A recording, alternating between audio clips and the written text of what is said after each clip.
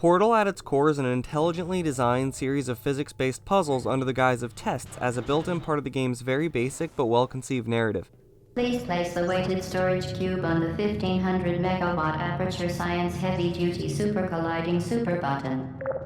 Referring to each new puzzle as a test and setting this sci-fi semi-comedy in a shady, seemingly endless underground facility allows this game to flow organically from one brain-baffling section to the next. Perfect.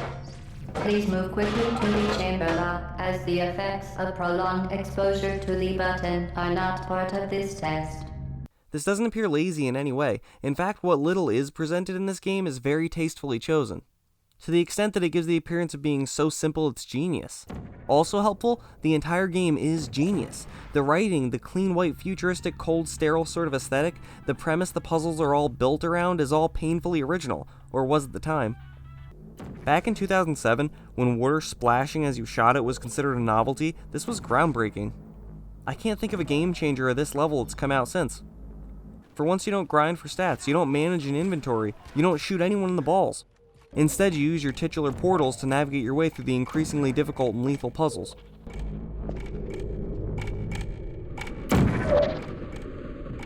Complete with everyone's favorite video game tropes like water that murders you and big red buttons, but no yellow paint all over the place to highlight things. Ah, the golden age of games. You see, each trigger button deploys a portal, orange and blue respectively. Firing one portal does nothing because it's linked to the other. The developers intentionally show the players themselves in the first portal you ever see as a way to visually understand this mechanic.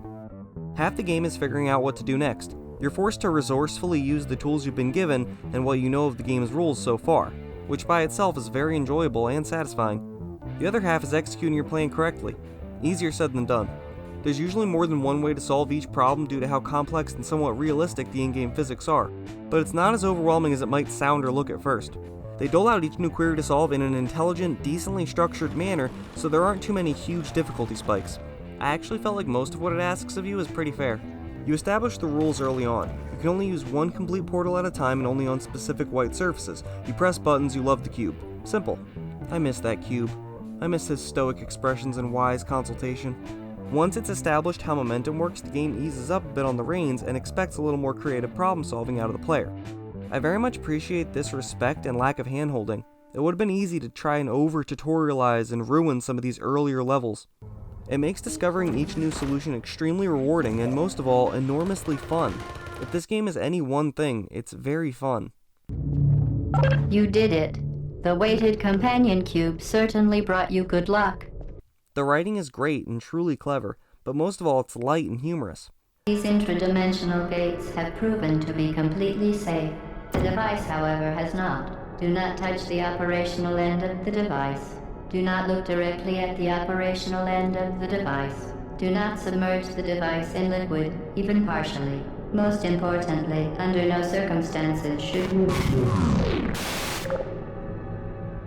Nothing is ever taken too seriously, but it's all executed so well and it still holds up to this day, despite its less robust length. It's like when a parody joke musician is better than the actual band. Speaking of executions, our iconic antagonist Gladys, the helpful voice urging you on from chamber to chamber, is where the real heart of this game lies.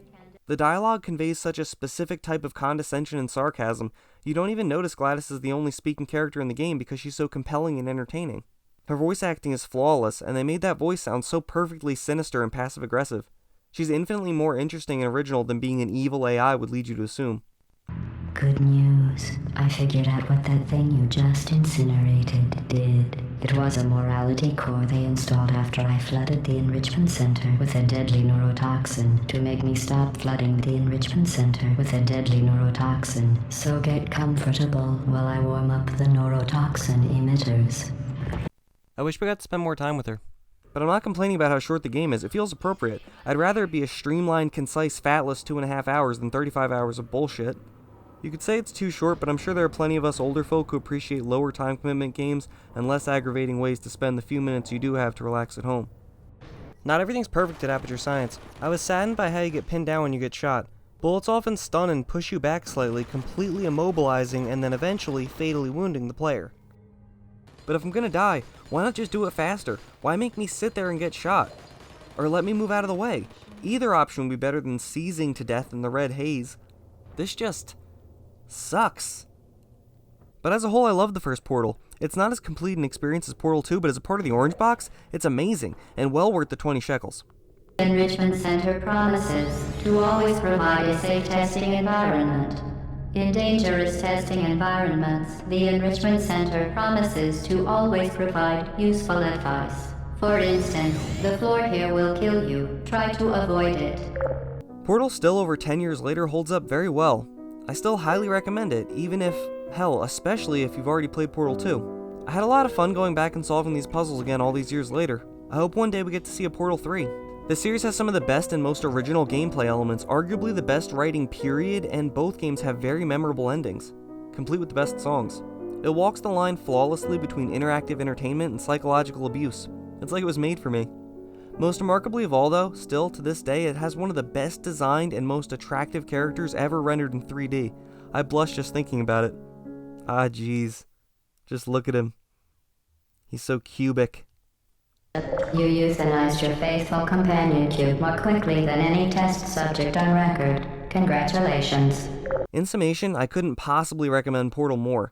People love to say games are for everyone, but this one really is. I think anyone, from your 8-year-old nephew to your estranged biological father to your imaginary girlfriend, could find something of value at some level in this experience. Portal is one of the most unique, well-crafted, linear pixel parties I've ever attended, and like all good parties, it'll only take you a maximum of 3 hours to do so. Though I can't say you won't do anything you regret along the way.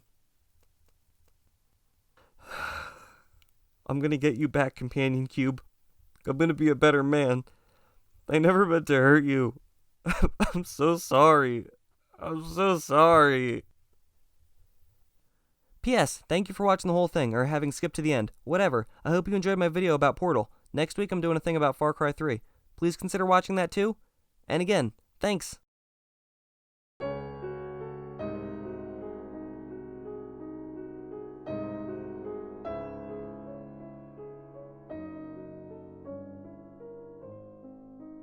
You did it. The weighted companion cube certainly brought you good luck.